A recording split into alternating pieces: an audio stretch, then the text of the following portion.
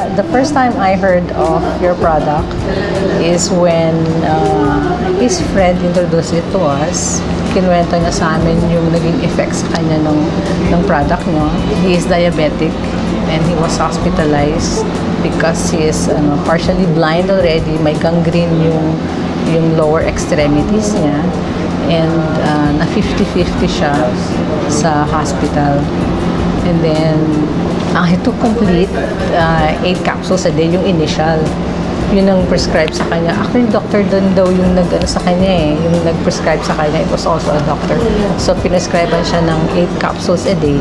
Tapos, after 3 days, nag-dry up daw yung niya, yung kanyang gangrene. So, hindi na amputate yung kanyang leg. And then, we tried the product first. Bumili siya ng leave-in, yung coffee nyo, and then yung complete. So, kasi noon may problem ako sa cyst. I have breast cyst. And then, may solid nodule. Multiple. And then, one of those was a solid nodule na kailangan nang i-operate. Kaya ayoko magpa-opera. So, I tried it. Kasi I saw it dun sa friend niya na ganun yung drastic yung recovery talaga niya.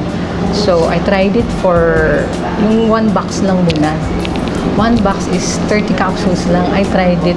Yung 1 box lang na yun, inubos ko. Nagpa-ultrasound ulit ako. It turned out na negative na. Hindi na makita nung doctor sa ultrasound yung nodules. Kaya noon, after that, tinuloy ko yung pag-drink ng complete.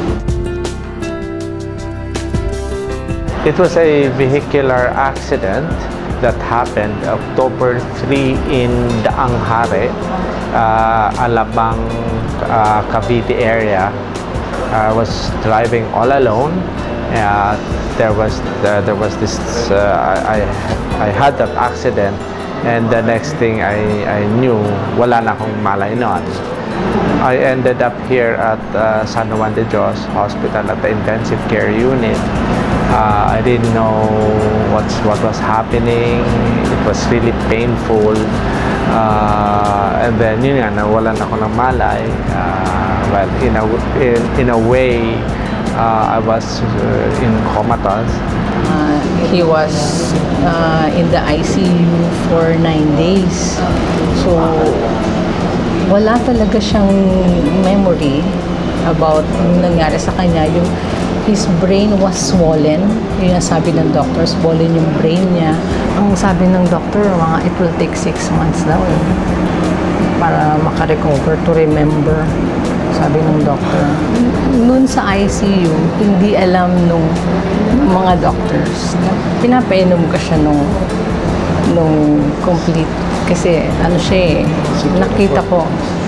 nakita ko yung effect sa akin. So, binigyan ko siya. Remarkable yung niya, yung recovery niya. Gumising siya.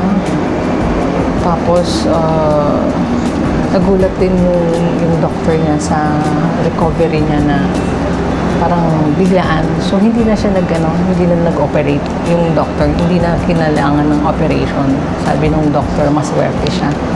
Saka nagulat din yung doctor na ganun kabilis yung recovery niya.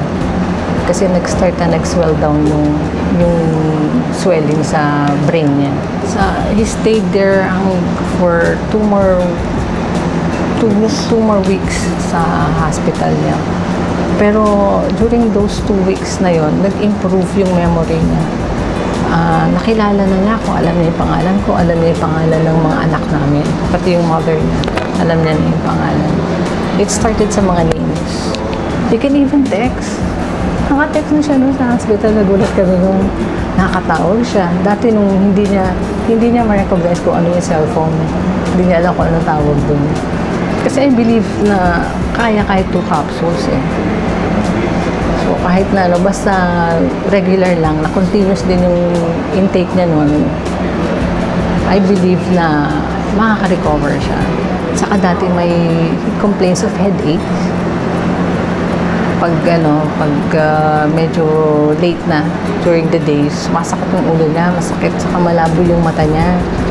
Ganun. Tapos, nung C24/7 na yung tinitake niya after a month, mga January na yun, na-observe niya na hindi na sumasakit yung ulo niya. Tapos, medyo hindi na ganun kalabo din yung mata niya. Hindi ako na-surprise na positive yung effect niya. Alam ko na ganun na magiging effect sa kanya. Kasi na-prove ko na sa sarili ko na makakatulong sa kanya yun.